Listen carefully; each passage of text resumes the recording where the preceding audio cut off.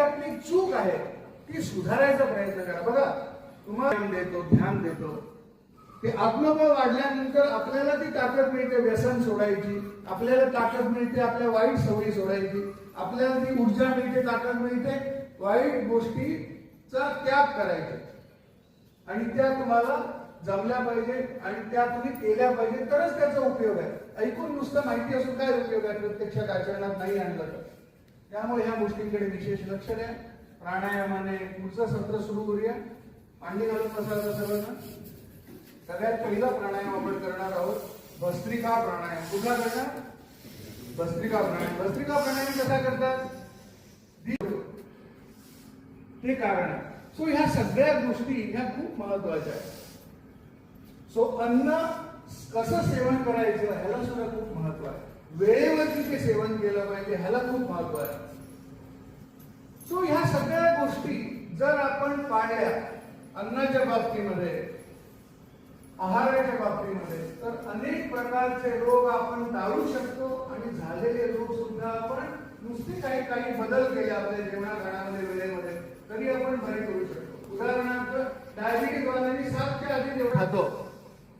कुठे चहाच्या वेळी आपल्याला चिवडा पाहिजे, सुकं काहीतरी नमकीन पाहिजे, बिस्किट पाहिजे, हे आपण खातो आणि मग म्हणतो डायबिटीज बरा होत नाही.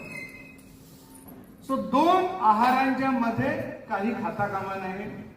आहार करताना पाणी जास्त पिता कामा नाही. जेवढं आवश्यक आहे घास गिळायला तेवढंच. पण लोक एक तांब्या पाणी पितात, असा जग भरून ठेवतात आणि ते गटा जेवताना पितात. कोलेस्ट्रॉल प्रचंड प्रमाणामध्ये वाढणार. कोलेस्ट्रॉल तसंच किती औषधं घेतली तरी कमी होणार. त्याचं मुख्य कारण एक आहे की जेवताना भरपूर पाणी पिणे. तुम्ही हा फाईट करायचा.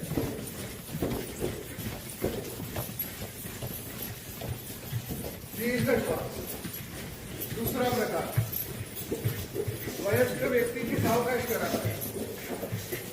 ज्यांना हाय बीपी आहे, हार्ट इश्यू आहे, त्यांनी पण सावकाश करायचा.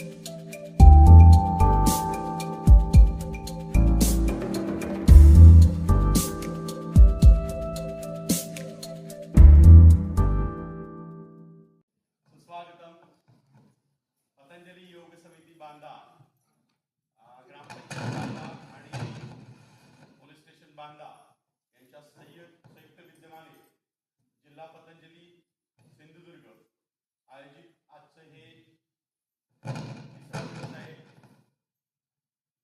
या ठिकाणी योग उपचार शिबिर सुरू आहे. आजच्या या दिवशी कमलेशजी बांदेकर स्वतः इथे हजर आहेत.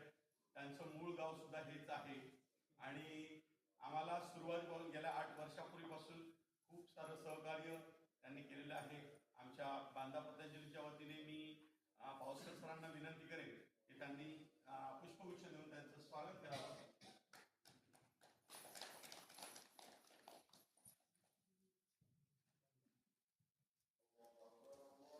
पतंजलीचे ज्येष्ठ आमचे पावसकर सर आहेत.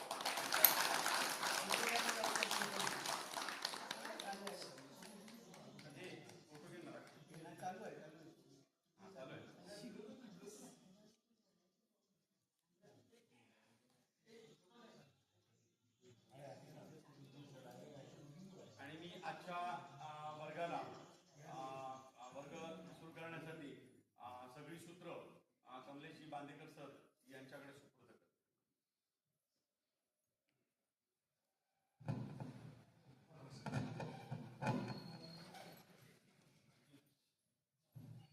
सगळ्यांना ओम. आवाज माझा ऐकायला येतो शेवटपर्यंत.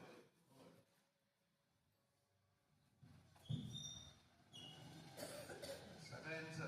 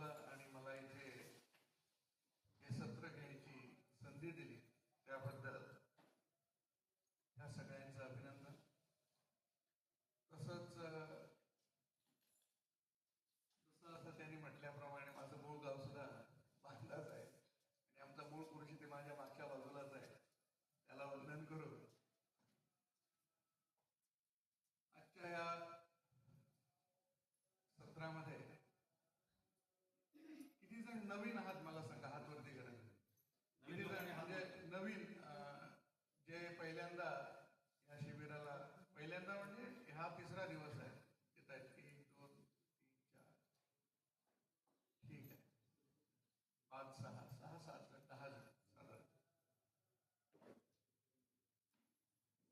तर योगाच्या या क्षेत्रामध्ये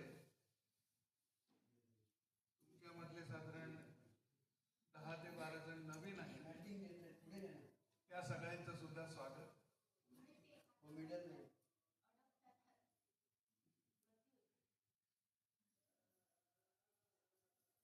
तर या प्रवासामध्ये योगाच्या निरंतरता आवश्यक आहे, सातत्य आवश्यक आहे. ज्या वेळेपासून ह्या समितीची स्थापना झाली, इथे सातत्याने योग वर्ग चालू आहेत. बांद्यामध्ये किती आहेत एकूण योग वर्ग? 3. आणि त्याबद्दल या समितीचं अभिनंदन करूया. सगळ्यांनी टाळ्या वाजवूया. कारण जोपर्यंत श्वास आहे तोपर्यंत योग जो आहे तो चालू ठेवला पाहिजे.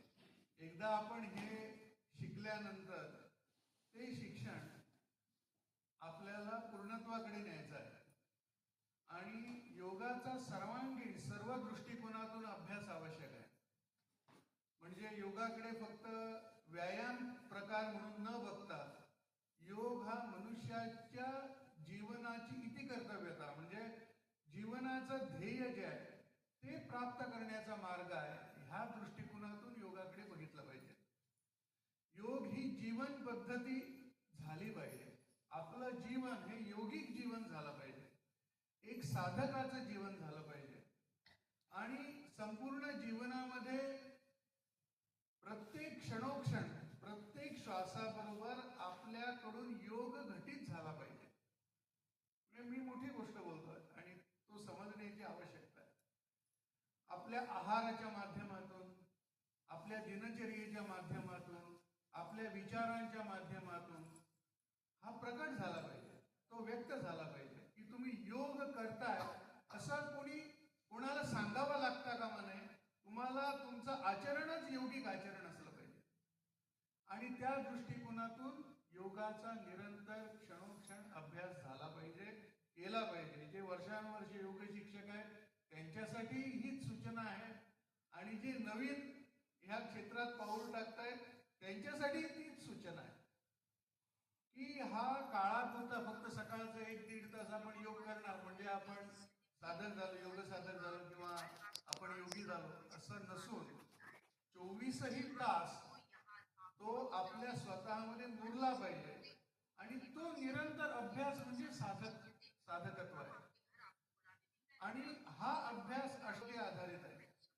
म्हणजे यमनियमांच्या पालनापासून ते समाधीपर्यंतचा हा प्रवास आहे.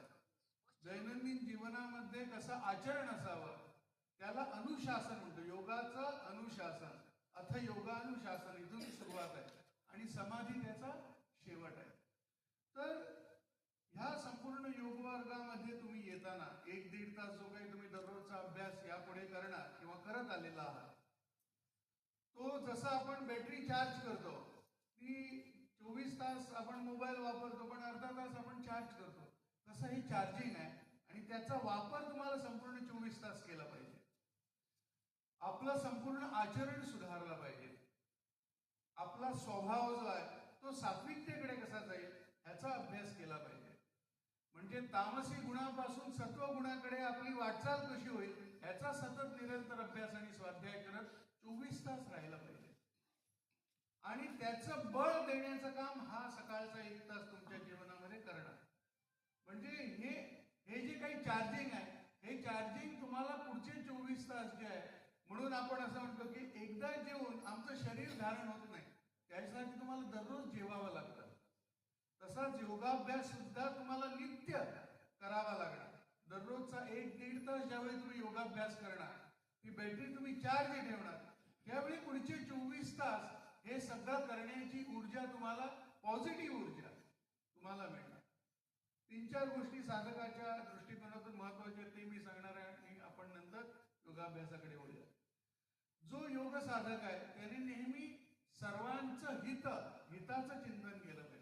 सगळ्यांचं बरं होऊन दे असा निरंतर सतत विचार त्याच्या डोक्यामध्ये राहिला पाहिजे. जो जो कोणी त्याच्या संपर्कात येईल सकाळपासून झोपेपर्यंत, उठल्यापासून झोपेपर्यंत, त्या सगळ्यांचं कल्याण होऊ दे, त्या सगळ्यांचं भलं होऊ दे, हा विचार योग करणाऱ्याच्या मनात निरंतर असला पाहिजे. दुसरं, तो स्वतः सतत पॉझिटिव्ह असला पाहिजे, सतत सकारात्मक दृष्टिकोनातून त्याने विचार केला पाहिजे. आपल्या प्रत्यक्ष जीवनामध्ये ज्या ज्या काही नकारात्मक गोष्टी घडतात त्या पाठीमागे सुद्धा काहीतरी सकारात्मकता दडलेली आहे, ह्या विचारातून त्या संकटांचा सामना केला पाहिजे. सो सतत सतत प्रत्येकाचं हितचिंतने, प्रत्येकाचं चांगलं होऊ दे असा विचार करणे, सतत स्वतः आपण पॉझिटिव्ह राहणे. आणि तिसरी गोष्ट महत्वाची, हे 3 सूत्र तुम्हाला आज देतो ज्याच्यावरती तुम्ही स्वाध्याय निरंतर केला पाहिजे. ती तिसरी गोष्ट म्हणजे आपल्या जीवनामध्ये अनेक जण येतात, अनेक प्रसंग घडतात, ते आपण डोक्यात घर करून ठेवतो की हा माझ्याशी बरोबर नाही वागला, ह्याने मला काहीतरी म्हटलं, ह्याने माझ्याशी द्वेष केला, ह्याने माझ्याशी असं केलं, आणि ते सतत आपल्या डोक्यामध्ये निगेटिव्हिटीच्या रूपात राहतात. तर ह्याच्यातून मुक्तता कशी मिळणार?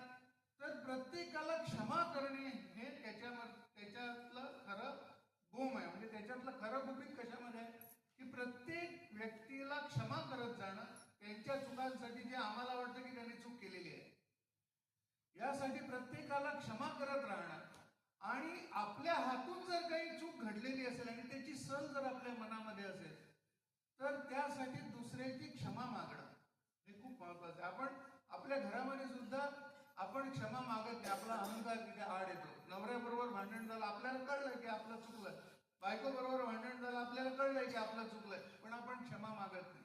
ते मनामध्ये कुठेतरी ती सल राहते. घरामध्ये मुलांबरोबर, वडिलांबरोबर, आईबरोबर, मित्रांबरोबर, मैत्रिणींबरोबर, बहिणींबरोबर, सगळ्यांबरोबर आपला व्यवहार चालतो. त्या व्यवहारामध्ये कळत नकळत आपल्या स्वभाव दोषानुसार आपल्या हातून चुकीच्या गोष्टी घडतात. मग त्याचं प्रायश्चित्त काय? त्याचं प्रायश्चित्त आहे क्षमा मागणं. आणि दुसऱ्याच्या चुका घडतात त्याचं निराकरण कसं करणार? तर क्षमा करून निराकरण करायचं आहे. म्हणजे आपली मेमरी साफ झाली पाहिजे. आपल्या डोक्यामध्ये हे नकारात्मक विचार राहता कामा नये. नेहमी सकारात्मक विचार करायचा, नेहमी दुसऱ्याचं चांगलं चिंतायचं, की तुमचं जीवन जे आहे ते योगिक जीवन हो, हे त्याच्या मागचं सूत्र आहे. आणि ह्यासाठी सतत स्वाध्याय करणं, सतत चांगल्या पुस्तकांचा अभ्यास करणं, सतत चांगल्या व्यक्तींच्या सहवासात राहणं हे योगिक जीवन आहे. आणि फक्त सकाळी 1 तास इथे येऊन प्राणायाम करणं, ध्यान करणं म्हणजे योग नव्हे. त्याचं आचरण संपूर्ण 24 तास करणं हा खरा योग आहे. आणि तो आचरणातून व्यक्त झाला पाहिजे, तर तुम्ही खरे योगी आहात, खरे योग साधक आहात, हे पक्क लक्षात ठेवूया. आजच्या सत्राची सुरुवात प्रार्थनेने करूया. सो दोन्ही हात ध्यानमुद्रेमध्ये मी काय सांगितलंय ते अत्यंत महत्वाचं आहे. तुमच्या जीवनामध्ये जीवनाला कलाटणी देण्याचं सामर्थ्य त्या विचारांमध्ये आहे. तर ते सतत डोक्यात ठेवा आणि मग योगाभ्यास करा. बघा, योगाभ्यास तुम्हाला जीवनामध्ये यशस्वी होण्याचा मार्ग दाखवणार, जर तुम्ही ह्या मार्गावरून प्रवास केला तर त्यासाठी परमेश्वराची प्रार्थना करायची आहे. पाठीचा कणा ताट ठेवायचा, दोन्ही हात ध्यानमुद्रेमध्ये, लक्ष जे आहे ते दोन्ही भुवयांच्यामध्ये आज्ञाचक्रामध्ये एकाग्र करा. 3 वेळा ओंकार आणि मग इतर मंत्र आपल्याला म्हणायचे आहे. दीर्घ श्वास घ्या.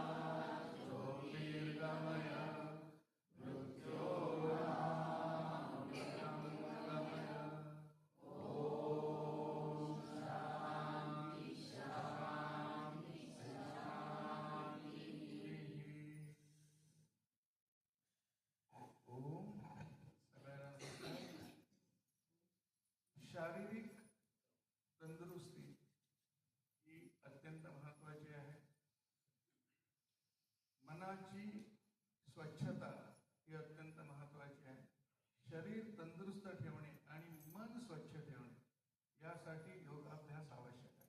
सगळेजण उठून उभे राहा.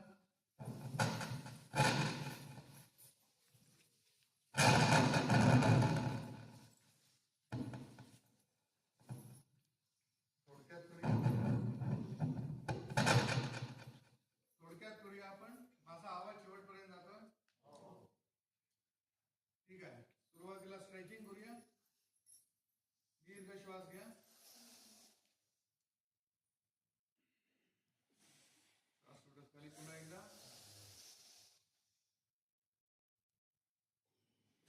आणि एकदा करा.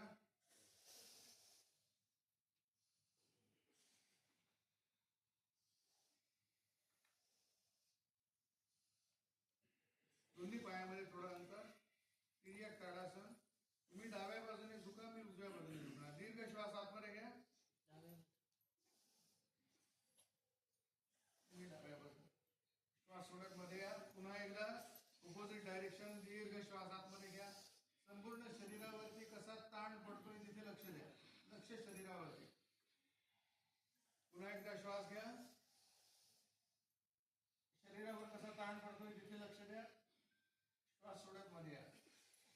आणि एकदा ऑपोजिट डायरेक्शन.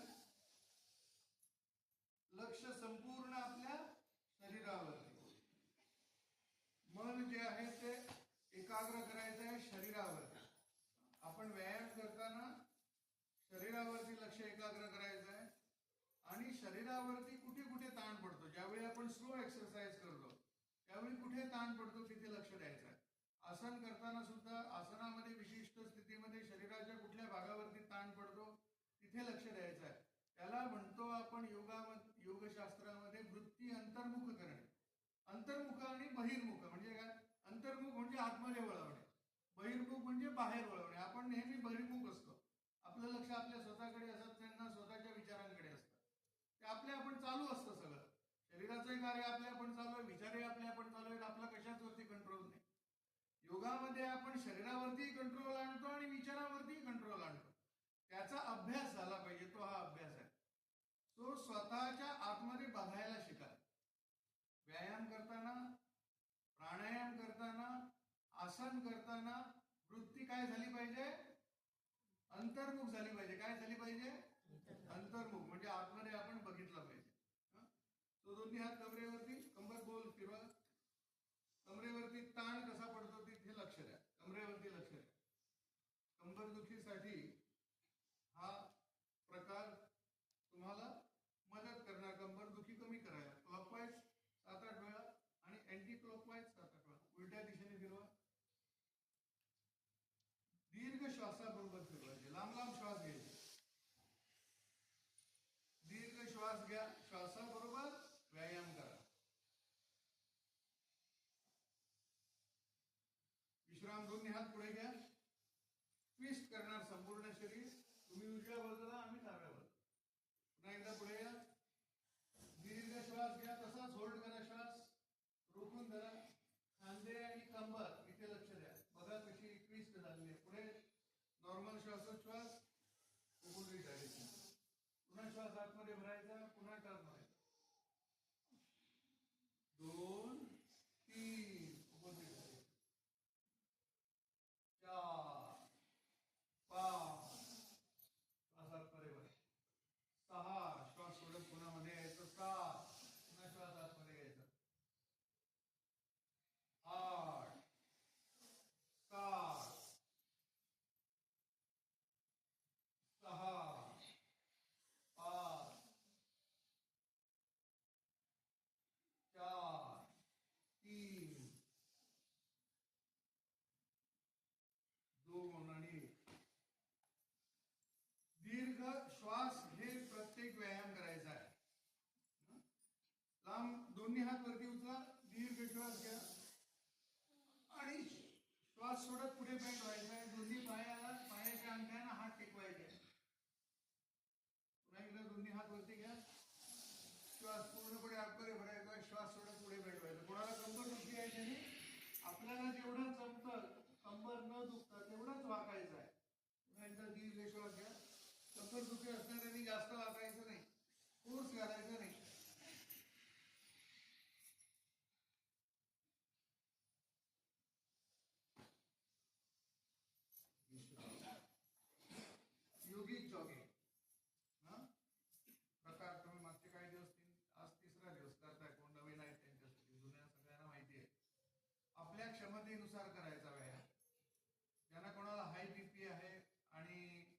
वृद्धावस्था आहे, जमत नाही, अतिरेक करायचा नाही.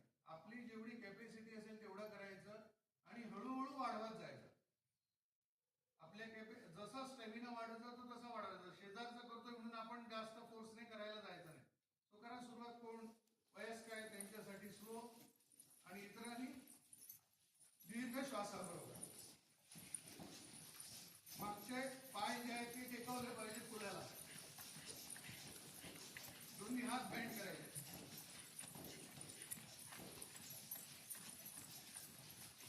दीर्घ श्वास. दुसरा प्रकार, वयस्क व्यक्तीची सावकाश करा. ज्यांना हाय बीपी आहे, हार्ट इश्यू आहे, त्यांनी पण सावकाश करायचा.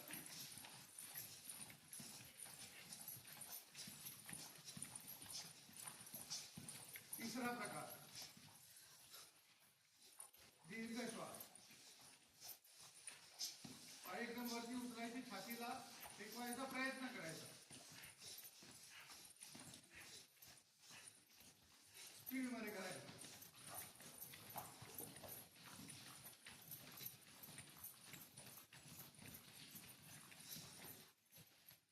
चौथा प्रकार, दीर्घ श्वास घेत खाली बसायचं, पुन्हा वरती येत.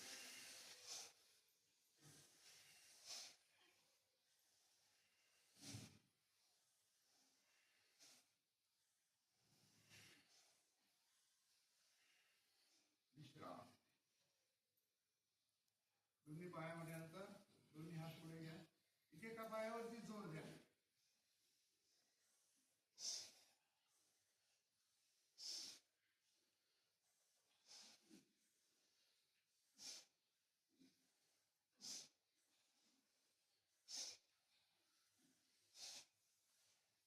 हा डोकरांसाठी अत्यंत आवश्यक असा व्यायाम प्रकार, कमरेसाठी आवश्यक असा व्यायाम प्रकार. दोन्ही हात कमरेवरती, पाय पेचायचे. जेवढे पायामध्ये अंतर ठेवता येईल तेवढं अंतर घ्यायचं. नजर वरती. विश्राम. Opposite direction.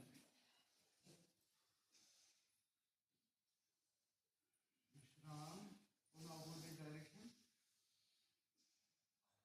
छाती पुढे, हात मागे, डोकं वर. कमरेवरती मॅक्झिमम प्रेशर टाकला पाहिजे. हा कमरेसाठीचा व्यायाम आहे.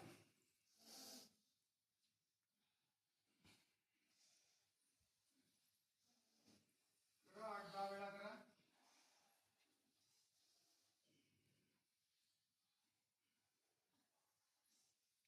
विश्राम. नेक्स्ट, दोन्ही हात असे पुढे घ्या. दोन्ही पायामध्ये अंतर, छातीमध्ये हवा भरायची. परत हात पुढे घ्यायचे.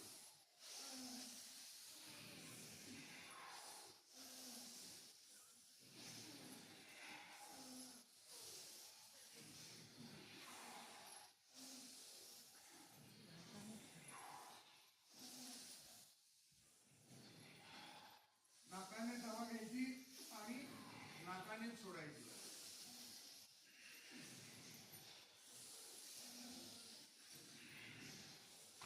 विश्राम. दोन्ही पायामध्ये जरा अंतर वाढवा. उजवा हात, सगळेजण उजवा हात कानाला लावा. उजवा हात, तुमचा उजवा हात, माझा डावा हात. आणि डाव्या दिशेला टर्न व्हायचा आहे साईडने. हात खाली खाली न्यायचा. डावा हात खाली खाली न्या. उजवा हात प्रेशर घाला डोक्यावर.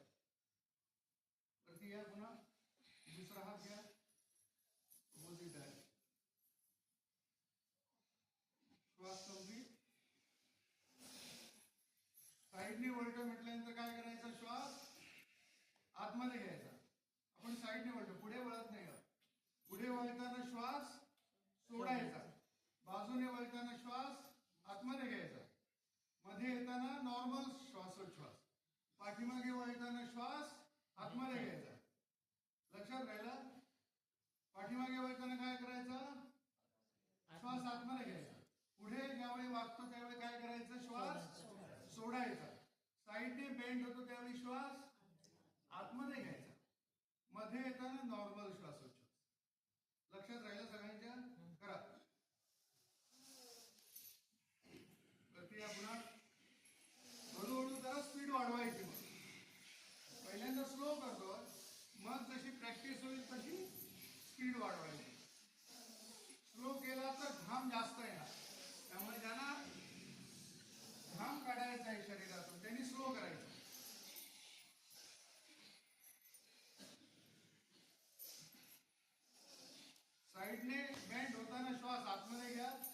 मध्ये येताना नॉर्मल श्वासोच्छ्वास पुन्हा साईडने वळताना श्वास आतमध्ये घ्यायचा.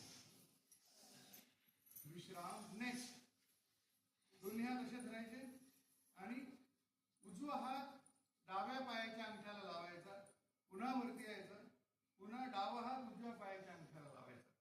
पुढे बेंड होताना श्वास सोडायचा, वरती येतो त्यावेळी श्वास आतमध्ये घ्यायचा. हा करा.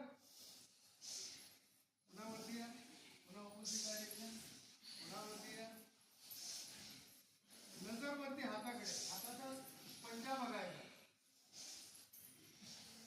मान तिरकी करून वरती जो हात आहे त्या हाताचा पंजा बघायचा.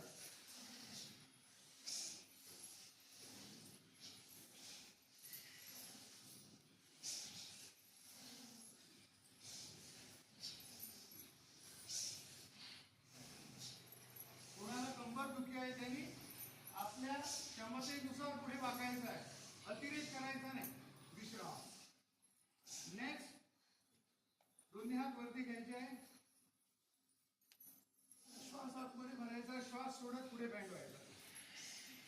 मगाशी केला तोच प्रकार. पुन्हा एकदा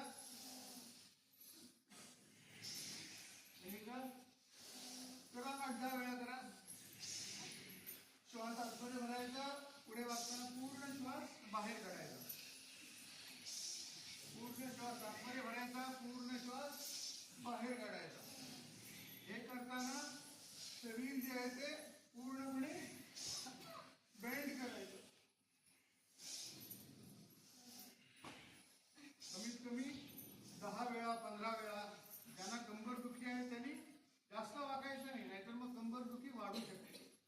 ज्यांना कंबर दुखी आहे त्यांनी लक्षात ठेवायचं पुढे वागताना सांभाळून वाकायचं. शक्यतो पुढे वाकायचं नाही, कंबर दुखी वाढते. मागे किती वाकला तरी कंबर दुखी वाढत नाही. म्हणून कंबर दुखीसाठी 4 आसन आहेत. एक आहे मकरासन. माहिती आहे मकरासन? धनुवटीखाली असे हात धरून आपण पाय हलवतो, मकरासन. दुसरं आसन आहे शलभासन. म्हणजे तसेच पोटावरती झोपतो आणि एक पाय असा वरती उचलतो, बरोबर की नाही? शलभासन. तिसरं आहे भुजंगासन. भुजंगासन म्हणजे छातीच्या बाजूला दोन्ही हात टेकून, त्याचे प्रकार आहेत 3-4. मी एकच प्रकार सांगतोय तुम्हाला. मान अशी वरती घ्यायची, पोटावर झोपून, भुजंगासन. ह्या सगळ्यांमध्ये बघा बॅकवर्ड बेंडिंग आहे, मागे बेंडिंग आहे, पुढे बेंडिंग नाही आहे. आणि चौथं आसन आहे मर्कटासन, जे आपण पाठीवरती झोपून पाय बेंड करतो आणि एका बाजूला पाय दुसऱ्या बाजूला मान, पुन्हा ह्या बाजूला पाय त्या बाजूला मान. सो ही 4 आसनं सगळ्या प्रकारचे कमरेची दुखणी बरी करतात. कोणाला कंबर दुखी आहे? ही 4 आसनं लक्षात ठेवा आणि 5-5 मिनिटं करायची. स्पॉन्डिलायटिस म्हणजे सर्वायकल म्हणजे मानेकडचं जे हाडं घट्ट होतात त्याला स्पॉन्डिलायटिस म्हणतात. सो मानेकडे जी हाडं घट्ट होतात आणि मान सुद्धा अशी वळवता येत नाही, त्याच्यासाठी सुद्धा ही 4 आसनं. आणि लंबर म्हणजे कंबरेचा स्पॉन्डिलायटिस म्हणजे आता बऱ्याचदा असं खुर्चीवरून उठलं की असं ताठ होता येत नाही, असंच राहावं लागतं. मग हळूहळू आपण ताठ होतो. म्हणजे काय, इथे सगळा लवचिकपणा गेलेला आहे, इथे घट्टपणा आलेला आहे. सो त्यासाठी लंबर असो, सर्वायकल असो, स्पॉन्डिलायटिस असो किंवा सायटिका. सायटिका म्हणजे आपण कमरेला इथे म्हणतात ती पातळ 2 हाडांच्या मध्ये एक पडदा असतो, तो पडदा सरकला म्हणतात. आणि त्याच्यावरती उपाय नाही, ऑपरेशनच उपाय म्हणून सांगतात. त्याच्यावरती सुद्धा ही 4 आसनं काम करतात. बराच वेळ मग असं कमरेपासून पायापर्यंत कळ येते, पायाच्या इथे खोट टेकवता येत नाही. जास्त वेळ उभा राहिला तर उभं राहता येत नाही, एकदम पाय सणसणायला लागतो, त्याला सायटिका म्हणतात. सो त्या सगळ्या दुखण्यांमध्ये ऑपरेशन हा आजार नसून व्यायाम हा आजार आहे. पण व्यायाम कुठले? ही आसनं मी सांगितली ती. एक मकरासन, दुसरं शलभासन, तिसरं भुजंगासन आणि चौथं मर्कटासन. ही 4 आसनं लक्षात ठेवा. 5-5 मिनिटं ही 4 आसनं आपल्या क्षमतेनुसार करायची, जशी जमतात तशी करायची. पहिल्याच दिवशी तुम्ही चर्क लावायचा, फोर्स लावायचा नाही. हळूहळू लवचिकपणा जसा वाढत जाणार तसे तसे हे त्रास दूर होणार. आणि पतंजलीच्या 2 गोळ्या येतात. एक येते पिडानिल गोल्ड किंवा नुसती साधी पिडानिल, आणि दुसरी येते ऑर्थोक्रीट होणं. तर ही 2 औषधं जर बरोबर चालू ठेवली आणि ही जर 4 आसनं केली, कितीही वर्षांचं जुनं पाठीचं दुखणं असू दे तर बरं झाल्याशिवाय राहत नाही. सो नेक्स्ट प्रकार जो आहे तो जॉगिंग मधला 11वा प्रकार, दोन्ही हात पीटीचा प्रकार. 2 3 4 1 2 3 4 1 2 3 4 1 2 3 4 1 2 3 4. आता एकाच जंप मध्ये करायचं आहे आपल्याला. 1 2 1 2 1 2 1 2 1 2 1 2 1 2 1 2 4 5 6 7 8 9 10 11 12 13 14 15 16 17 18 19 20. ज्यांना कोणाला वजन कमी करायचं असेल त्यांनी हा प्रकार करायचा. याला जम्पिंग जॅक असं म्हणतात इंग्लिशमध्ये. याने वजन मोठ्या प्रमाणात कमी व्हायला मदत होते. लास्ट एक्सरसाइज हा योगिक डान्स म्हणतो आपण त्याला. दोन्ही पाय बँड करायचे, दोन्ही पाय जोडून घ्यायचे, पाय एका दिशेला, हात दुसऱ्या दिशेला, कंबर ट्विस्ट करायची. दोन्ही पाय एकत्र घेऊन करायचा आहे. पाय जोडून घ्या, पाय जोडून घ्यायचे, तरच जमणार. विश्राम. बसा, पाय सोडून बसा, आरामात बसा आणि थोडं हसा. योग करणाऱ्याने नेहमी हसतमुख असलं पाहिजे.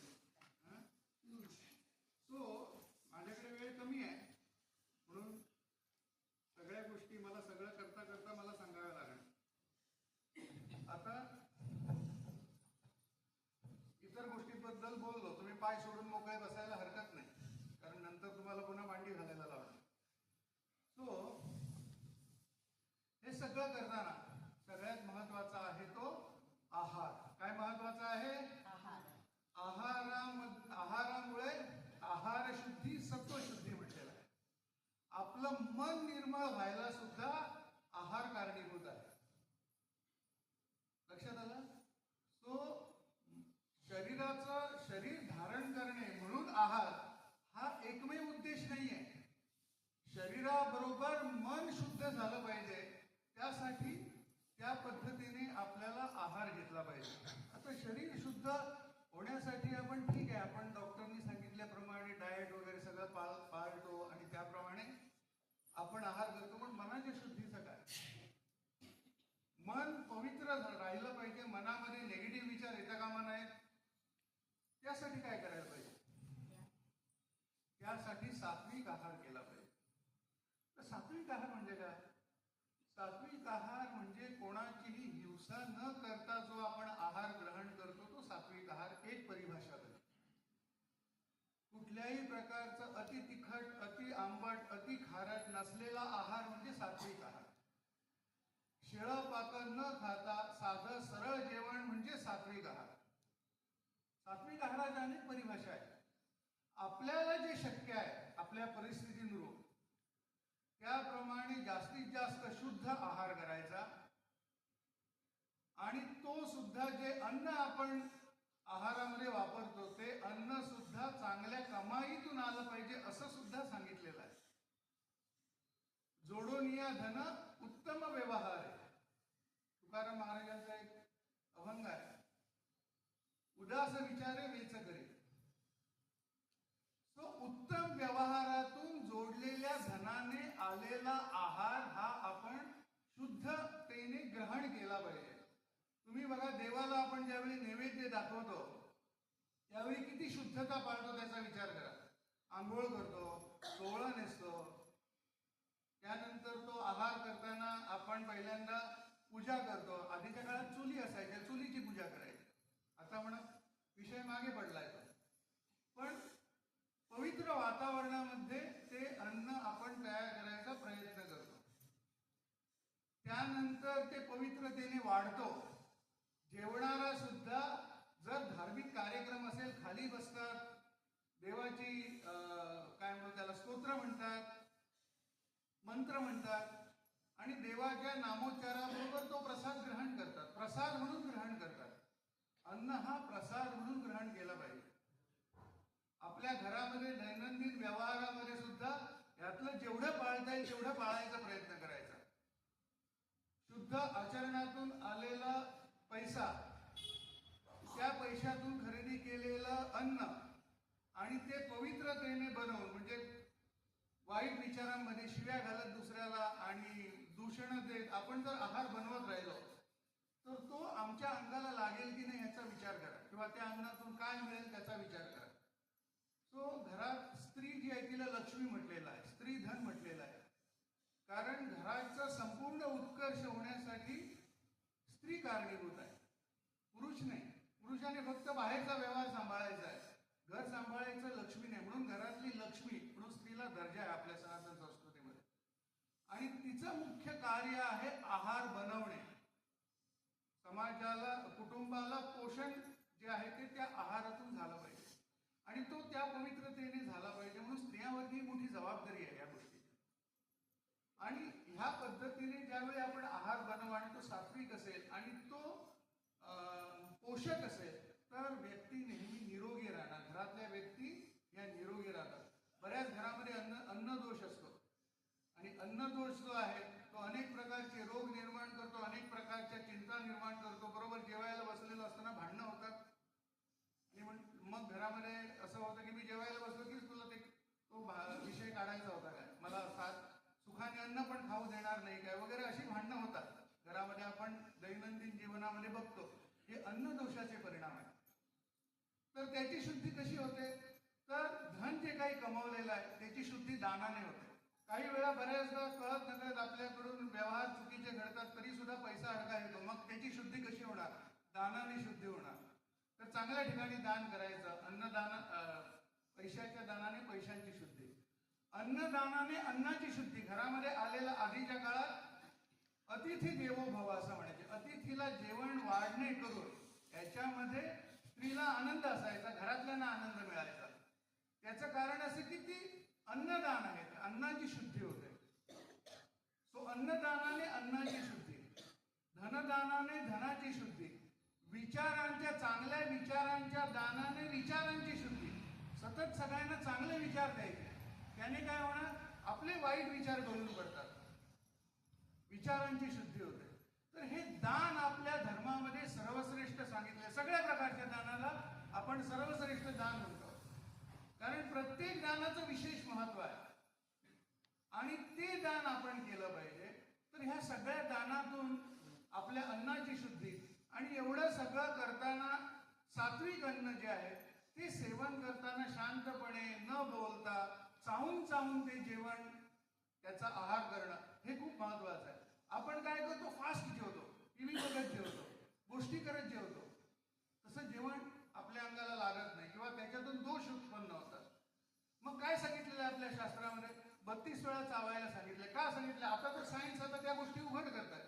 जेवढ्या वेळा तुम्ही अन्न चावाल तेवढी लाळ त्या अन्नामध्ये मिसळली जाते आणि जेवढी लाळ त्या अन्नामध्ये मिसळली जाते तेवढं ते अन्न जे आहे ते अल्कलाईन होतं आणि जेवढं अन्न अल्कलाईन होतं तेवढे रोग नष्ट होतात शरीरातले. कारण अल्कलाईन ऍटमॉस्फिअर मध्ये रक्त ज्यावेळी अल्कलाईन होतं, कारण रक्ताचा पीएच जो आहे हा थोडा सायंटिफिक विषय आहे, तो अल्कलाईन आहे. म्हणजे आपण अन्न सेवन करतो ते जर ऍसिडिक, म्हणजे तळलेलं, भाजलेलं आणि अति खारट, अति तिखट, अति आंबट, मांसाहार पचवण्यासाठी सुद्धा मोठ्या प्रमाणामध्ये ऍसिड शरीराला सिक्रेट करावं लागतं. तर ते अन्न ऍसिडिक होतं आणि ऍसिडिक अन्नामुळे अनेक प्रकारचे रोग होतात. जेवढं तुम्ही चावून चावून जेवाल तेवढे रोग कमी होणार शरीराचे, हे लक्षात घ्या. म्हणून 32 वेळा चावलं पाहिजे. आपण ते असंच मस्करीने उडवतो. पहिलीचे काय दांडे मूर्ख होते, त्यांना काय माहिती आहे असं आपण विचार करतो. त्यांना आमच्यापेक्षा जास्त माहिती होतं, आम्हाला तर काहीच माहिती नाही. आम्हाला परदेशी लोकांनी आमच्या डोक्यामध्ये असं भरवलं जे जुनं आहे ते सगळं चुकीचं आहे. ते सगळं अनसायंटिफिक आहे. उलट सगळ्यात मोठा सायन्स आपल्या सनातन संस्कृतीमध्ये दडलेला आहे. आपली प्रत्येक गोष्ट सायंटिफिक आहे. आता ती उघड व्हायला आपलेच लोक आता ती उघड करायला लागलेले आहेत.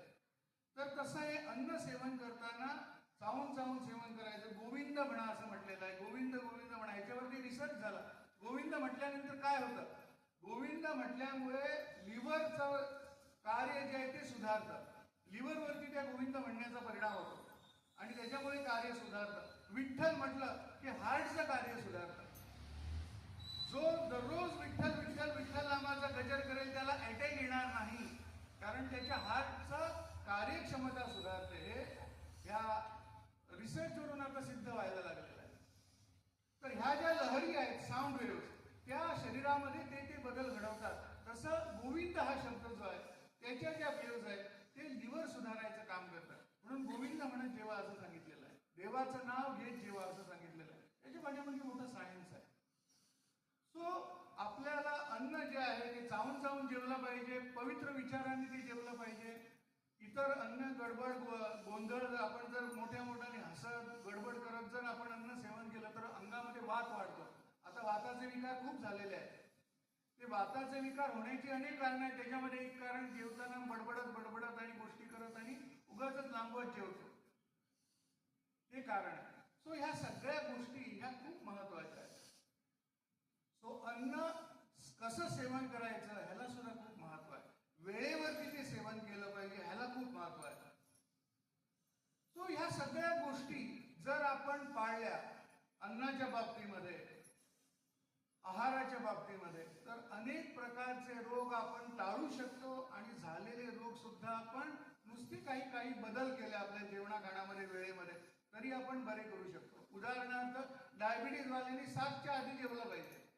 7 नंतर जर जेवलात तर साखर तुम्हाला नेहमी वाढलेलीच मिळणार. तो सिंपल, फक्त जेवणाचा वेळ बदल केला तर साखर उतरते. 2 जेवणाच्या मध्ये जर जेवलं नाही तर साखर उतरते. आपल्याला सांगितलेलं आहे 2 जेवणाच्या मध्ये आयुर्वेद म्हणतं अजिबात काही खायचं नाही. तुम्हाला काही प्यायचं असेल तर प्या, एखादं फळ खा. पण आपण जे अरबट चरबट खातो, कुठे चहाच्या वेळी आपल्याला चिवडा पाहिजे, सुकं काहीतरी नमकीन पाहिजे, बिस्किट पाहिजे, हे आपण खातो आणि मग म्हणतो डायबिटीस बरा होत नाही. सो 2 आहारांच्या मध्ये काही खाता कामा नये. आहार करताना पाणी जास्त पिता कामा नये. जेवढं आवश्यक आहे घास गिळायला तेवढंच. पण लोक एक तांब्या पाणी पितात, असा जग भरून ठेवतात आणि ते गटा जेवताना पितात. कोलेस्ट्रॉल प्रचंड प्रमाणामध्ये वाढणार. कोलेस्ट्रॉल कसंच किती औषधं घेतली तरी कमी होणार नाही. याचं मुख्य कारण एक आहे की जेवताना भरपूर पाणी पिणे. सो ह्या बारीक सारीक गोष्टी आहेत ज्या आयुर्वेदाने आपल्याला सांगितलेल्या आहेत. आपण त्या जुनाट गोष्टी म्हणून टाकून देतो आणि मॉडर्न म्हणून काहीतरी करायला जातो आणि आपण त्रासात पडलेलो आहोत. सो ह्या सगळ्या गोष्टींचा दैनंदिन विचार झाला पाहिजे. कारण हे एखाद्या गोष्टीवरती मी बोलायला तर संपूर्ण 1-1.5 तास एकाच गोष्टीला पाहिजे, एवढं त्याच्यामध्ये गहन शास्त्र दडलेलं आहे. दररोज ह्याचा विचार करा, दररोज ह्याच्यावरती चिंतन करा आणि ती जी काही आपली चूक आहे ती सुधारायचा प्रयत्न करा. बघा, तुम्हाला खूप गोष्टी कळलेल्या पण आहेत, तुम्हाला माहिती पण आहेत, पण त्या वळत नाही. योगाभ्यास केल्यानंतर त्या वळवल्या पाहिजेत आपण. कारण ती जी काही आत्मबळ आहे ते आत्मबळ तुम्हाला योग देतं, प्राणायाम देतो, ध्यान देतो. ते आत्मबळ वाढल्यानंतर आपल्याला ती ताकद मिळते व्यसन सोडायची, आपल्याला ताकद मिळते आपल्या वाईट सवयी सोडायची, आपल्याला ती ऊर्जा मिळते, ताकद मिळते वाईट गोष्टीचा त्याग करायचे. आणि त्या तुम्हाला जमल्या पाहिजेत आणि त्या तुम्ही केल्या पाहिजेत, तरच त्याचा उपयोग आहे. ऐकून नुसतं माहिती असून काय उपयोग आहे प्रत्यक्षात आचरणात नाही आणलं तर. त्यामुळे ह्या गोष्टींकडे विशेष लक्ष द्या. प्राणायामाने पुढचं सत्र सुरू करूया. मांडी घालून बसा आता सर्वजण. सगळ्यात पहिला प्राणायाम आपण करणार आहोत भस्त्रिका प्राणायाम. कुठला करणार? भस्त्रिका प्राणायाम. भस्त्रिका प्राणायाम कसा करतात? दीर्घ श्वास घ्यायचा, पहिल्यांदा सावकाश करा, 5-6 सेकंद लागले तरी चालते. दीर्घ श्वास छातीमध्ये घ्यायचा, छाती एक्सपांड करायची, छाती फुलवायची, जास्तीत जास्त हवा छातीमध्ये भरायचा प्रयत्न करायचा आणि संपूर्णपणे श्वास बाहेर सोडायचा. हा जो प्रोसेस आहे त्याला आपण भस्त्रिका म्हणतो. दीर्घ श्वास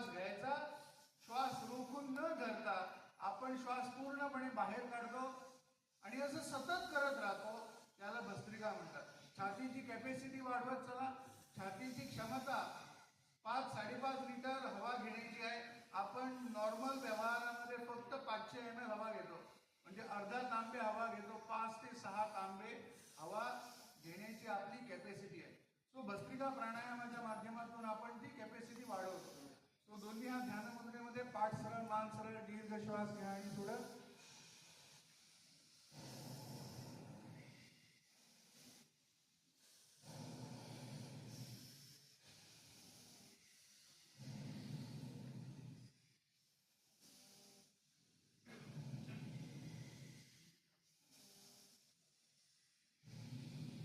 पाठ सरळ ठेवा, मान सरळ ठेवा. दीर्घ श्वास घ्या, दीर्घ श्वास सोडा. पूर्णपणे श्वास सोडायचा आहे, पूर्ण छाती भरायची आहे. हा प्रोसेस महत्वाचा आहे. लक्ष द्या छातीकडे. आता छातीकडे लक्ष द्यायचं. छाती फुलले की नाही ते बघायचं. जास्तीत जास्त फुलवायचा प्रयत्न करायचा. छातीच्या मुळापासून ते खांद्यापर्यंत श्वास भरला पाहिजे. त्रिकोणी आकाराची आपली छाती आहे. छातीच्या खालच्या भागामध्ये हवा भरत भरत खांद्यापर्यंत आपल्याला हवेची जाणीव झाली पाहिजे एवढा श्वास भरा. छातीची कॅपॅसिटी वाढवा. दीर्घ श्वास घ्या. छातीची जेवढी कॅपॅसिटी वाढवणार तेवढे रोग दूर होणार, तेवढं ऑक्सिजनेशन ऑफ ब्लड, म्हणजे रक्तामध्ये ऑक्सिजनचं प्रमाण वाढणार. जेवढं रक्तामध्ये ऑक्सिजनचं प्रमाण वाढणार तेवढी 37 ट्रिलियन सेल्स, म्हणजे 37 गुणुले 10⁻12, म्हणजे 37च्या पुढे 12 शून्य एवढे सेल्स आपल्या शरीरामध्ये आहेत. आणि या प्रत्येक सेलला, प्रत्येक कोशिकेला काय लागतं तर ऑक्सिजन लागतो. ऑक्सिजन जर त्यांना मिळाला तर ती जिवंत राहतात. तो ऑक्सिजन त्यांना मिळत नाही कारण आपण पूर्ण क्षमतेने श्वास घेत नाही, म्हणून आपलं आयुष्य कमी कमी होत जातं. जर तुम्ही पूर्ण क्षमतेने श्वास घेतला तर त्या सगळ्या सेल्सना ऑक्सिजन मिळणार, त्यांचं आयुष्य वाढणार आणि पर्यायाने तुमचं सुद्धा आयुष्य वाढणार. सो आयुष्य वाढवणारा हा प्राणायाम आहे भस्त्रिका प्राणायाम. दीर्घ श्वास घ्या आणि सोडा. शरीरामधले सगळे अवयव हे उत्तम रीतीने काम करण्यासाठी भस्त्रिका प्राणायाम दीर्घ आणि पूर्ण क्षमतेने करण्याची आवश्यकता आहे. दीर्घ श्वास घ्या, पूर्ण क्षमतेने करा. आता हळूहळू प्रत्येक श्वासाबरोबर मनातल्या मनात परमेश्वराचं चिंतन करायचं आहे. आपली कुलदेवता, ग्रामदेवता, इष्टदेवता पवित्र भावनेने प्राणायाम करायचा आहे. आपला भाव सुद्धा शुद्ध पाहिजे, पवित्र पाहिजे. त्यासाठी आपली कुलदेवता, ग्रामदेवता, इष्टदेवता यांचं स्मरण करा. आपले माता पिता ते सतत आपलं हित चिंततात. सतत ह्या जगामध्ये आपलं हित चिंतणारी जर कोण देव माणसं असतील तर ते आपले माता पिता.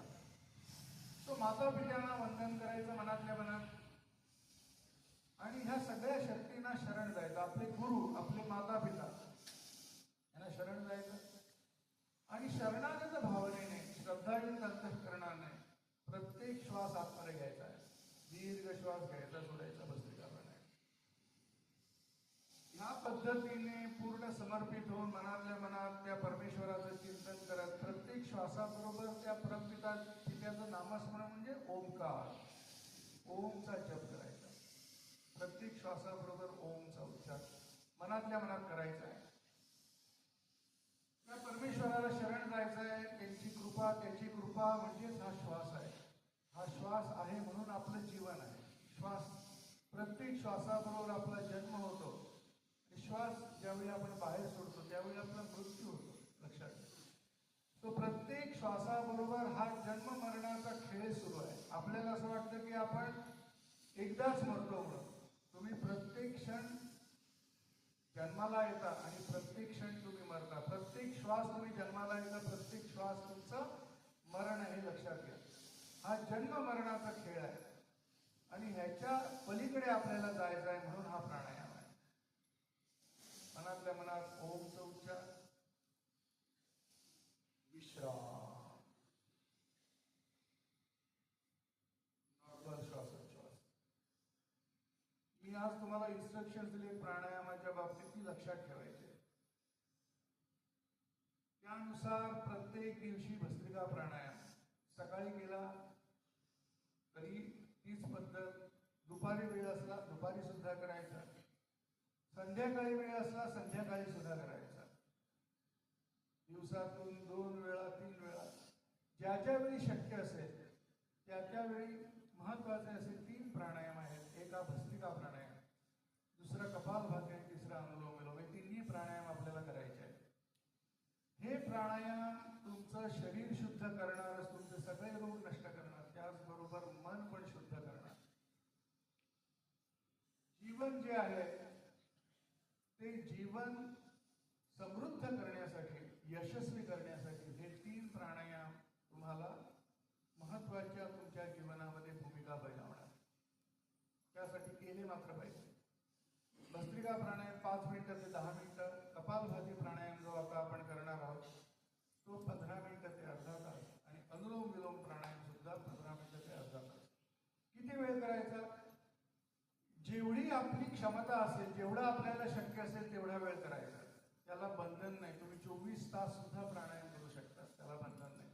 फक्त रिकाम्या पोटी करायचे आहेत. अनुलोम विलोम प्राणायाम तुम्ही जेवल्यानंतर 1 तासाने सुद्धा करू शकता. अन्य प्राणायाम कमीत कमी 3 तास ते 5 तास गेल्यानंतर करायचे. अवकाश, डोळे उघडा, दोन्ही पाय बाहेर सोडा.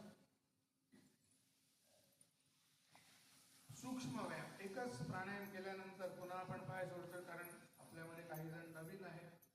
एकदा अभ्यास झाल्यानंतर निरंतरपणे न थांबता 1 तास आपल्याला मांडी घालून बसता आलं पाहिजे. सुखासन, अर्ध पद्मासन, कुठल्याही आसनामध्ये किंवा पद्मासनामध्ये आपल्याला बसायची प्रॅक्टिस झाली पाहिजे. पाय मागे पुढे करा. इथे माझ्या बाजूला दोन्ही आमचे साधक शिक्षक बसलेले आहेत. मी बोलताना माझ्याकडून जरी मागे पुढे झालं तरी त्यांच्याकडे लक्ष द्या आणि हा सूक्ष्म व्यायाम करा. तो आहाराचं महत्व जीवनामध्ये अत्यंत महत्वाचा आहे. तो सात्विक आहार असला पाहिजे. शाकाहार हा मनुष्याचा खरा आहार आहे. मनुष्य प्राणी हा मांसाहारी नाही. बरेच जण सांगतात की आम्ही मांसाहार करतो कारण मनुष्य प्राणी हा शाकाहारी आणि मांसाहारी आहे. चुकीचं आहे. तुमची शरीराची संपूर्ण ठेवण आणि तुमची प्रकृती ही फक्त शाकाहारच आहे. मांसाहारी प्राण्यांमध्ये आणि शाकाहारी प्राण्यांमध्ये जे भेद असतात ते भेद तुमच्यामध्ये आणि मांसाहारी प्राण्यांमध्ये आहेत. तुमचं आतडं सुद्धा लहान नाही, लांब आहे. त्यामुळे मागे गोव्यामध्ये एक रिसर्च झाला. गोव्याचे एक नामवंत ऑन्कॉलॉजिस्ट म्हणजे कॅन्सर तज्ज्ञ आहेत. त्यांनी एक विधान केलं की गोव्यामध्ये जास्तीत जास्त आजार जो आहे तो आतड्याचा कॅन्सर आहे. म्हणजे कॅन्सरामध्ये सगळ्यात जास्त आतड्याचा कॅन्सर आहे. का? तर त्याचं त्यांनी विश्लेषण केलं की आपण जे मांसाहार करतो तो मांसाहार जर चुकून कच्चा राहिला तर ते मांस पोटात जाऊन घुसतं. उदाहरणार्थ एखादा मांसाचा तुकडा तुम्ही जर घरामध्ये ठेवला आणि 24 एका प्लॅस्टिकच्या पिशवीत ठेवला असं धरून जाऊ, 24 तासानंतर जर तुम्ही प्लॅस्टिकची पिशवी उघडली तर ती घाण तुम्हाला घेता सुद्धा येणार नाही. एवढी प्रचंड घाण त्याला सुटते, कारण ते कुसतं.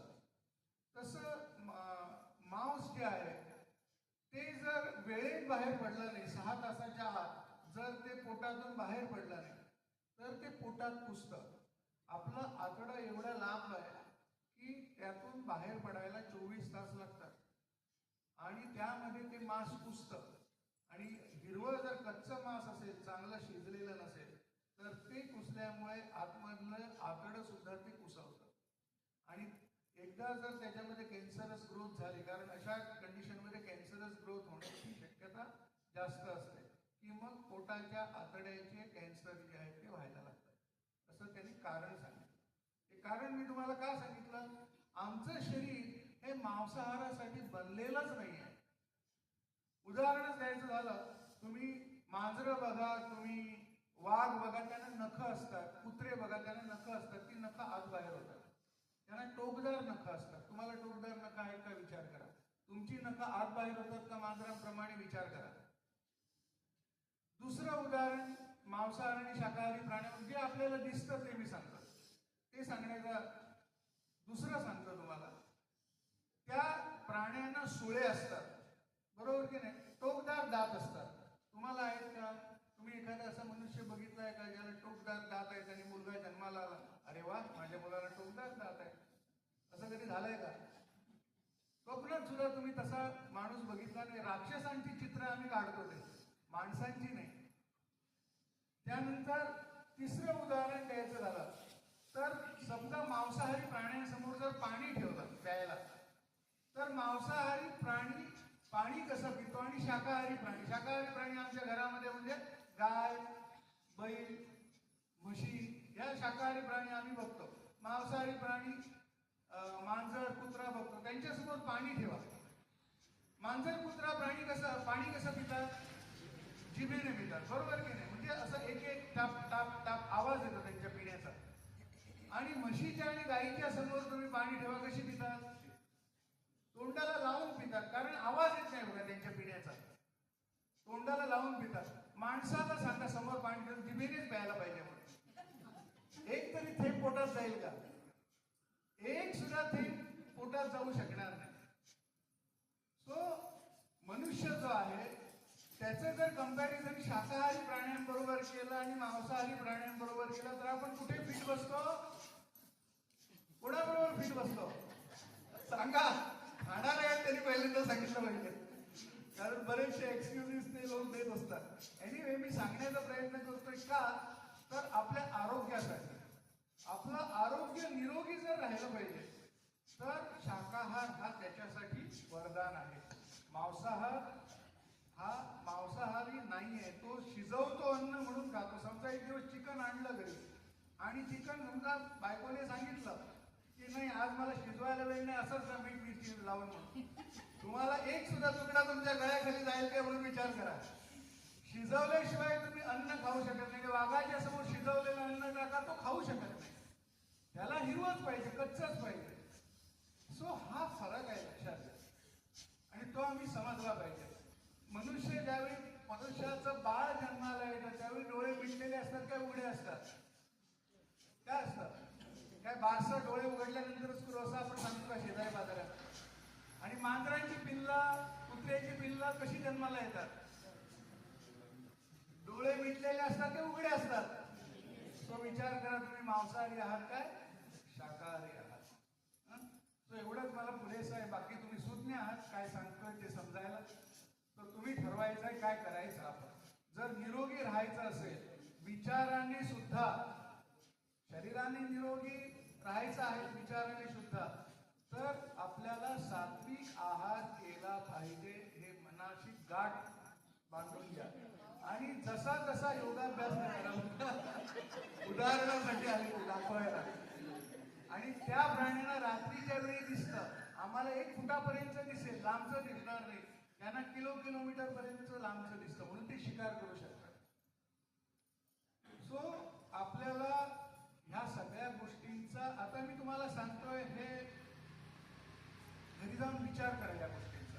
सकाळपासून मी सांगतोय, पहिल्या सुरुवात प्रार्थना घेण्याच्या आधीपासून जे जे काही सांगतोय त्याचा विचार करा. हे त्यांच्याकडे बघत, कारण मी तुम्हाला बोलता बोलता मला विसरायला ना, माझं लक्ष बोलण्याकडे गेलं ना, तो त्यांच्याकडे बघून तुम्हाला करायचं आहे.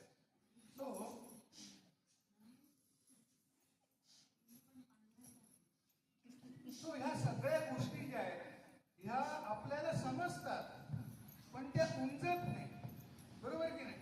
आपल्याला सगळं माहिती आहे, पण आपल्याला ते उमजत नाही. आपल्याला जे करायचं आहे ते करण्यासाठी आपण अनेक एक्सक्युजेस देतो, अनेक कारणं देतो, कारण आपल्याला ते करायचं आहे. जे योग्य आहे ते जीवनामध्ये त्याचं आचरण करायचं असं योग सांगतो. जानना और जीना इसमें अभेद रहना, असं स्वामीजी सांगतात. म्हणजे स्वामीजी म्हणजे रामदेव बाबा, इथे माझ्या पाठीमागे यांचं चित्र आहे. सो जे आपण ऐकतो आणि आपल्याला पटतं आणि ते आपल्यासाठी हितकारक आहे, तर ते आचरणात आणण्याचा प्रयत्न करणं हे एका योग साधकाचं कर्तव्य आहे.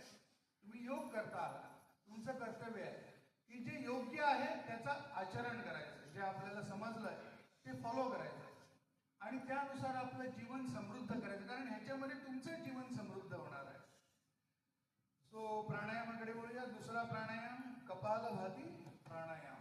5 मिनिटं करूया कपालभाती प्राणायाम. एक भजन पण लावणार आहे मी, ते पण ऐकता ऐकता कपालभाती करा. कपालभाती करताना मी सांगतोय त्या गोष्टीकडे लक्ष द्या. पोट जे आहे त्याचं आकुंचन होतं.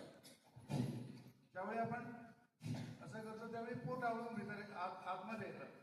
पोट आतमध्ये येतच, पोटाबरोबर आपली मूत्रमार्ग जो आहे तो खिचून आतमध्ये येतो. लक्ष द्या. आपल्या डोळे मिटून आतमध्ये बघितलं की तुमच्या लक्षात येणार. म्हणून वृत्ती अंतर्मुख करायचे, आपल्या आतमध्ये बघायचं. भस्त्रिका करताना सुद्धा तुम्हाला आतमध्ये बघायला सांगितलं. आता सुद्धा आतमध्येच बघायचं. मूत्रमार्ग खिचून आतमध्ये येतो. पुन्हा असं करायला लागलं की आणखीन एक गोष्ट लक्षात येणार तुमच्या, की गुदद्वाराचं आकुंचन होतं, एनस कॉन्ट्रॅक्ट होतं. म्हणजे गुदद्वाराचं आकुंचन होतं, मूत्रमार्ग खेचून आतमध्ये येतो आणि बरोबर त्याचा प्रेशर जो आहे तो बरोबर मध्ये एका ठिकाणी पडतो. त्याला मूलाधार चक्र म्हटलेलं आहे.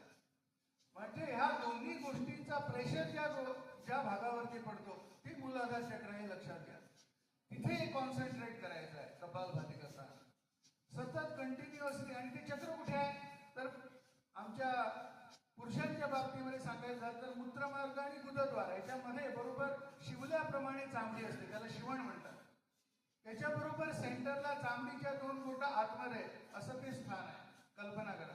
आणि माता भगिनींच्या ठिकाणी कुठे आहे तर पिशवीचं तोंड आणि गुदद्वार याच्याबरोबर मध्ये चामडीच्या 2 बोटं आतल्या बाजूला असं ते स्थान आहे. स्थान तेच आहे, दर्शवण्याची पद्धत मी वेगवेगळी सांगितलेली आहे. सो आतमध्ये डोळे झाकायचे आणि मूलाधार चक्राकडे लक्ष द्यायचं. गुदद्वाराचं कसं आकुंचन होतं तिथे लक्ष द्या. पोट कसं खेचून आतमध्ये येतं तिथे लक्ष द्या. त्याचा प्रेशर नेमका कुठे पडतो तिथे लक्ष द्या. आणि कंटिन्युअसली पाठ सरळ, मान सरळ, पाठ मध्ये मध्ये बँड होणार, मान मध्ये मध्ये वाकणार, पुन्हा सरळ करायचं आणि कंटिन्युअसली कपालभाती करूया. सुरू करा.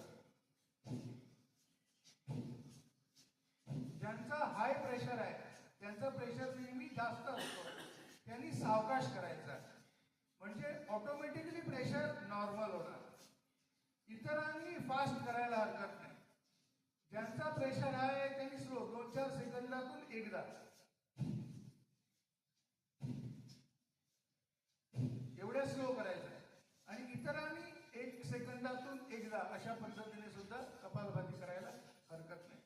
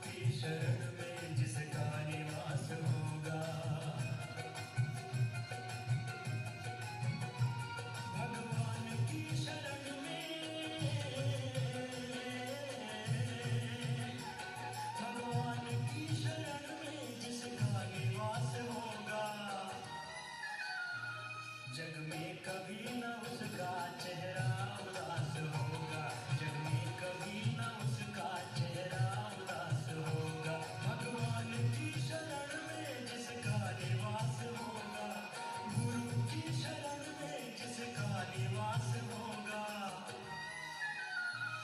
जग में कभी न उसका चेहरा उदास होगा, जग में कभी न उसका चेहरा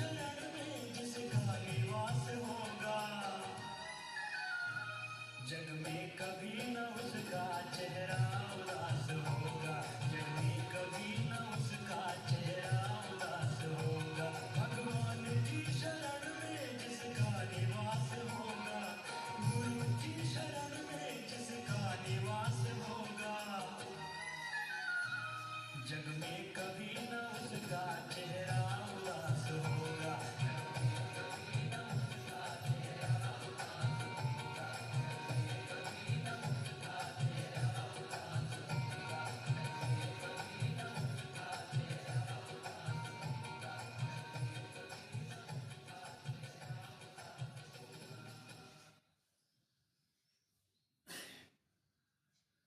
विश्राम. दीर्घ श्वास घ्यायचा आणि सोडायचा. 2-3 वेळा दीर्घ श्वास घ्या आणि सोडा.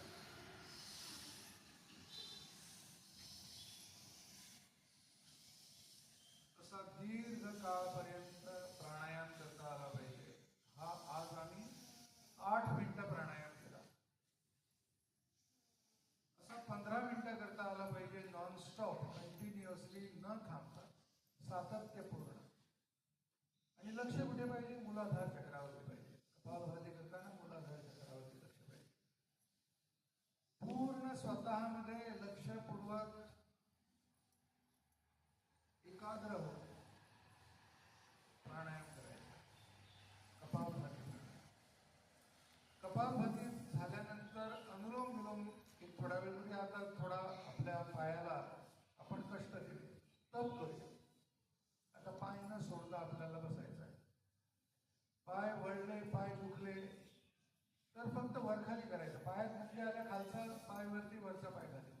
पायाचं पोझिशन चेंज करा, पण पाय सोडायचा नाही. ह्याला तप म्हणतो. अशा पद्धतीने आपण प्रॅक्टिस केली की हळूहळू जास्त वेळ आपण बसू शकतो, आपण बसायला लागू शकतो. त्याच्यासाठी प्रयत्न केले पाहिजे. तू मांडी घालून बसा, अर्ध पद्मासनात बसा, पद्मासनात बसा, कसेही बसा, पण सातत्याने बसा. कपालभाती झाल्यानंतर अनुलोम विलोम प्राणायाम 5 मिनिटं करणार. अनुलोम विलोम प्राणायाम. डाव्या नाकपुडीने श्वास आतमध्ये घ्यायचा, उजव्या नाकपुडीने श्वास बाहेर सोडायचा.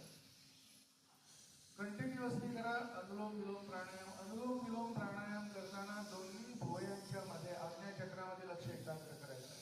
आज्ञाचक्र कुठे आहे तर जिथे आपण गंध लावतो, टिकली लावतो, ते स्थान आज्ञाचक्राचं आहे. बरोबर तेच स्थान आहे का? ते दिशादर्शक आहे. मुख्य स्थान मेंदूच्या मधोमध आहे.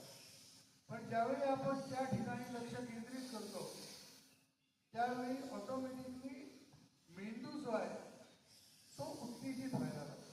मेंदूमध्ये ती संवेदना पोचते आणि तो जो पिट्युटरी ग्लँड आहे, एक ग्रंथी आहे मेंदूमध्ये, ती ग्रंथी विकसित व्हायला लागते आणि संपूर्ण शरीरभर एक प्रकारची ऊर्जा, एक प्रकारची चेतना संपूर्ण दिवसभर आपल्याला जाणवत राहते. तो आज्ञाचक्राचं स्थान खूप महत्वाचं आहे, जसं मूलाधार चक्राचं आहे. जी शक्ती आपल्या शरीरामध्ये आहे ती मूलाधार चक्रामध्ये स्थित आहे. म्हणजे तिथे ती सामावलेली आहे. तिला आपण जागृत करतो आणि तिला कुठे आणतो तर आज्ञाचक्रामध्ये आणतो. हा योगाभ्यासाचा प्रवास आहे. मूलाधार चक्रापासून आज्ञाचक्रापर्यंत आणि आज्ञाचक्रापासून सहस्रार चक्रापर्यंत त्या शक्तीला नेणं हा योगाभ्यास आहे. आपण कळत नकळत ही गोष्ट करत असतो. आपल्याला जरी माहिती नसलं तरी ते करायचा प्रयत्न करायचा. तो मूलाधार चक्रापासून सहस्रार चक्रापर्यंतचा प्रवास म्हणजे प्राणायाम आणि ध्यानाचा प्रवास आहे. बहिरंग योग म्हणजे व्यायाम आणि आसन, सूर्यनमस्कार, याला आपण बहिरंग योग म्हणतो. आणि प्राणायाम आणि ध्यान, धारणा हे आपल्याला अंतरंग योगाचं साधन आहे. लक्ष मांजराकडे देऊ नका, तो सुद्धा योगी आहे. मागच्या जन्मात योग केलाय म्हणून आमच्या बरोबर ते मांजर बसलाय, तिथे लक्ष देऊ नका. लक्ष तुमच्या योगाभ्यासाकडे द्या, तुमच्या स्वतःमध्ये द्या. मूलाधार चक्रापासून सहस्रार चक्रापर्यंतचा हा प्रवास कित्येक जन्म आपण करत आलेलो आपल्याला माहिती नाही. हजारो जन्म आपले गेले असते आणि कदाचित जर आपण व्यवस्थित केला नाही हा अभ्यास तर आणखीन हजारो जन्म आपल्याला घ्यावे लागतील. प्रयत्न असं करायचा की ह्या जन्मामध्येच आपण ती गोष्ट साध्य करायची आहे, त्या परमेश्वरी शक्तीला प्राप्त करायचं आहे, ते जाणून घ्यायचं आहे की आपल्यामध्ये स्थित आहे. आणि त्यासाठी हा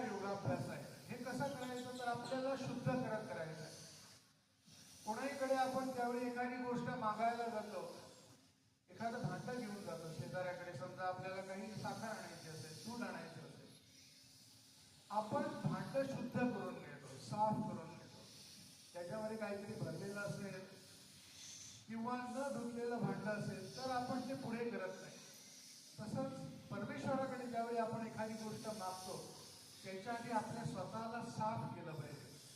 आणि ती साफ करण्याची प्रक्रिया हा योगाभ्यास आहे.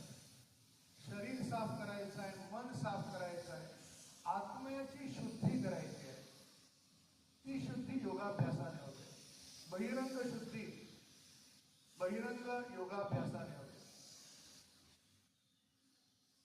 व्यायाम, आसन याने आणि थोड्याफार प्राणायामाने शरीराची शुद्धी होते. प्राणायामाच्या अभ्यासाने, ध्यानाच्या अभ्यासाने मनाची शुद्धी होते.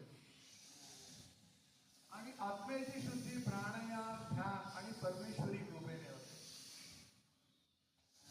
त्यासाठी सतत आपल्याला हा प्रयत्न करत राहिला पाहिजे. आपल्या स्वभावातले वाईट दोष आहेत ते दूर करण्याचा नेहमी प्रयत्न केला पाहिजे. हा निरंतर अभ्यास आहे. 24 तासांचा हा अभ्यास आहे. सतत आपल्या हातून चांगलं कर्म घडेल याची काळजी घेतली पाहिजे. आपल्या हातून कोणाचं अहित होणार नाही, कोणाला दुःख पोचणार नाही याची काळजी घेतली पाहिजे. आपल्या हातून नेहमी दुसऱ्याची मदत होईल, दुसऱ्याला आनंद प्राप्त होईल असा प्रयत्न सतत करत राहिला पाहिजे. हा योगाभ्यास आहे. 24 तास ह्या प्रयत्नामध्ये आपण राहिलं पाहिजे की सतत शुभ आपल्या हातून घडलं पाहिजे, शुभ विचार आपल्या मनात आले पाहिजे, शुभ कार्य आपल्या हातून घडत राहिलं पाहिजे. हा निरंतर अभ्यास म्हणजे साधना आहे. प्राणायाम आणि आसन आणि ध्यान याच्या माध्यमातून आपल्याला ही ऊर्जा मिळते, हे आत्मबळ मिळतं, मनाची एकाग्रता साध्य होते, मन निर्विचार व्हायला मदत होते, मनाची शुद्धता व्हायला लागते. आणि आपल्या आतमध्ये असलेला जो मूळ स्वभाव आहे आत्म्याचा, तो स्वभाव आहे प्रेम, तो स्वभाव आहे शांती, तो स्वभाव आहे क्षमा, दया, हे आपल्या आत्म्याचे मूळ स्वभाव आहे. ते आपल्या आतमध्ये प्रकट व्हायला लागतात. आपला क्रोध कमी होत जातो, आपली आसक्ती कमी होत जाते, संसारातली माया कमी होत जाते आणि फक्त आनंद आणि प्रेमच शिल्लक राहतात. प्रत्येकाबद्दल आपुलकी वाटायला लागते, प्रत्येकाबद्दल प्रेम वाटायला लागतं. हे ज्यावेळी वाटायला लागेल, अहेतू म्हणजे कुठली हेतू नसताना मनामध्ये सुद्धा एखाद्याबद्दल प्रेम उत्पन्न झालं तर समजा ही परमेश्वरी कृपा आहे. आपला योगाभ्यास योग्य मार्गावरती आहे याचं ते निदर्शन आहे. तो असा योगाभ्यास करायचा प्रयत्न करा. दररोज न चुकता 1 तास आसन करा, व्यायाम करा, सूर्यनमस्कार घाला, प्राणायाम करा, ध्यान करा. त्याशिवाय एकही दिवस वाया जाता कामा नये याची काळजी घ्या. कंटिन्युअसली करा अनुलोम विलोम प्राणायाम. आणि हा विचार मनामध्ये दृढ करा की शेवटच्या श्वासापर्यंत आपल्याला योग केला पाहिजे. आणि तो फक्त सकाळचा 1 तासाचा योगाभ्यास नव्हे, 24 तास आपण योगाच्या भूमिकेमध्ये जगलं पाहिजे.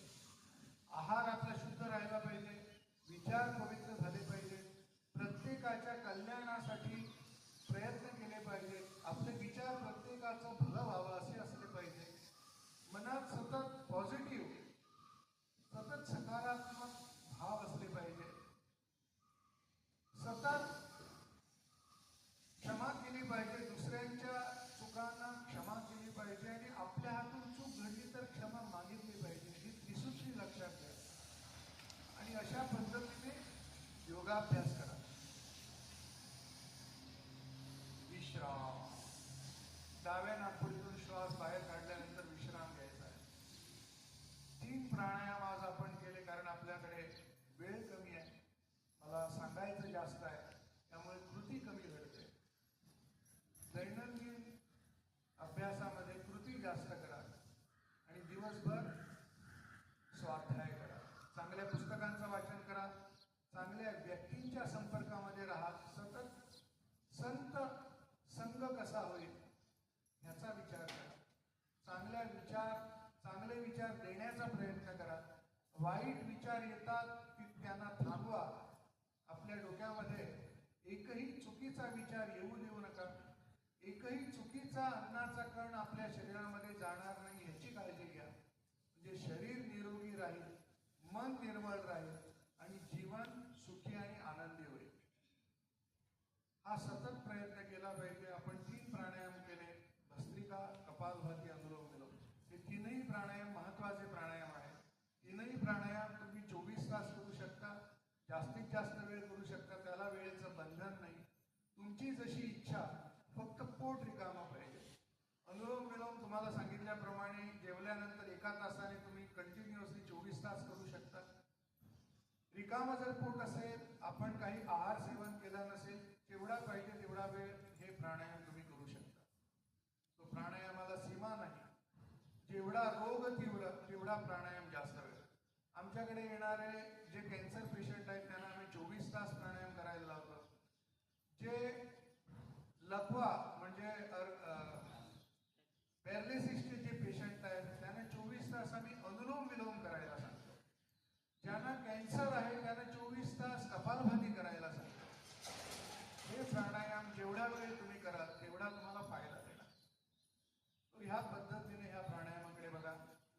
सतत दिवसभर आनंदी आणि हसायचा प्रयत्न आणि दुसऱ्याला पण हसवायचा प्रयत्न करा. तो प्राणायामाच्या शेवटच्या या सत्राकडे आपण बोलतोय. भ्रामरी 3 वेळा, उद्गीत म्हणजे ओंकाराचा जप 3 वेळा आणि हे प्राणायामाचं सत्र किंवा योग सत्राची आपण प्रार्थनेने सांगता करणं. सो भ्रामरी पोझिशन घ्या, दीर्घ श्वास घ्या.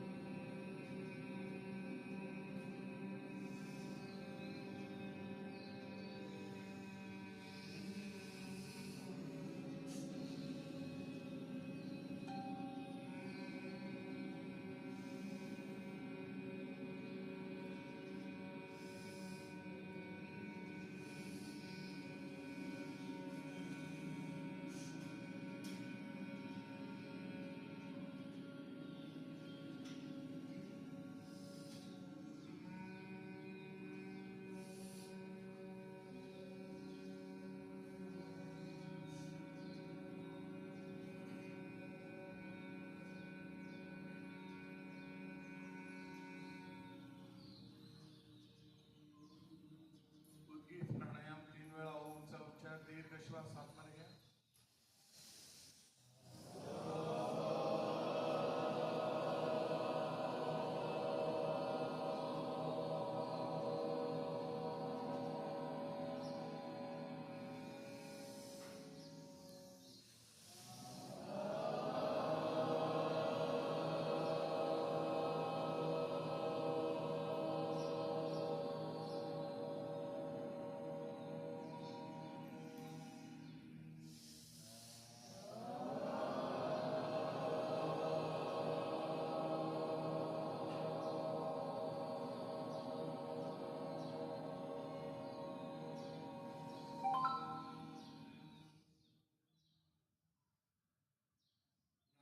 प्राणायाम दीर्घ श्वास घेत मनातल्या मनात ओमचा उच्चार करायचा आहे.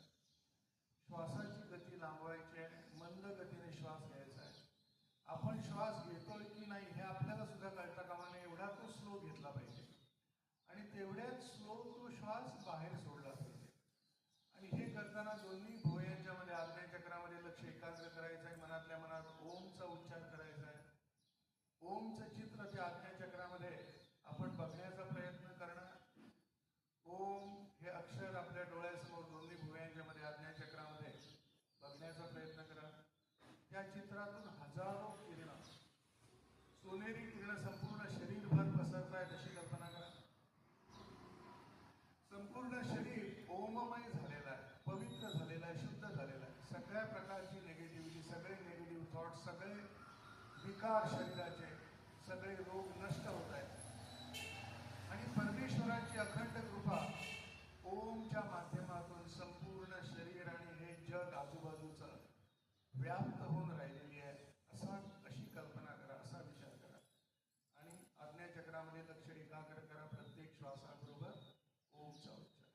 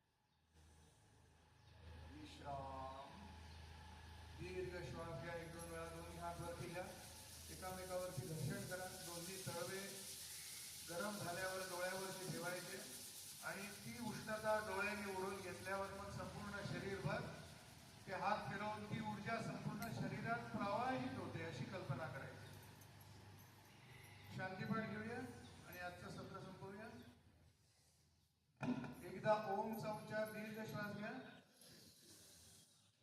आज ते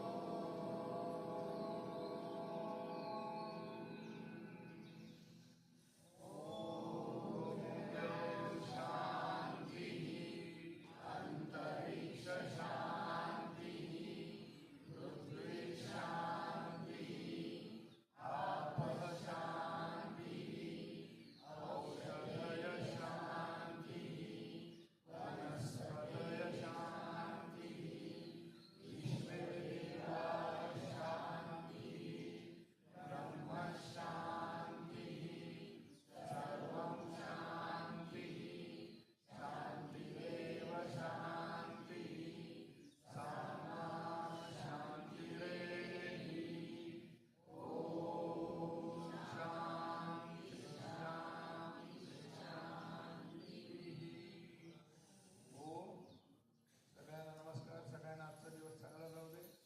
आज शहीदी दिवस आहे. आज भगतसिंग, सुखदेव आणि राजगुरू यांना फाशी दिली आणि तो दिवस आज आपण शहीदी दिवस, बलिदान दिवस म्हणून मनवतो. संपूर्ण भारतभर सगळ्यात आपल्याला आपला देश सर्वश्रेष्ठ आहे.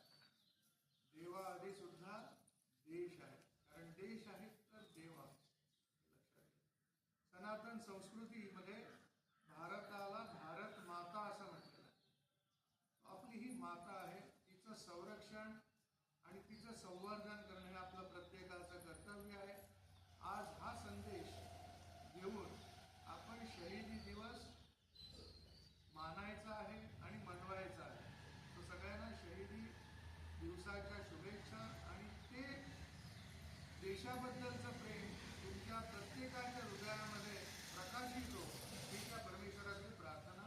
हो, पुढची सूत्र स्पीकिंग करेल.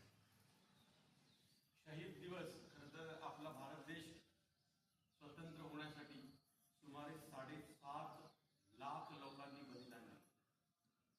आपल्याला कोणीतरी सांगते की चरख्याने की आपला देश स्वतंत्र झाला, तर 7.5 लाख लोक शहीद झालेले आहेत, हुतात्मे झालेले आहेत. त्याच्यात अबालवृद्ध सगळे आहेत. सुखदेव, राजगुरू, अशफाकुल्ला खान, अब्दुल हमीद अशी कित्येक महनीय लोक या आपल्या देशाच्या स्वातंत्र्यासाठी आहुती दिलेली आहे. तर यांना सगळ्यांना आपण इथे बसल्या बसल्या पूर्ण शांत राहून 1 मिनिटासाठी श्रद्धांजली वाहायची आहे. बसूनच श्रद्धांजली वाहायची आहे. फक्त डोळे बंद करा. सावधान.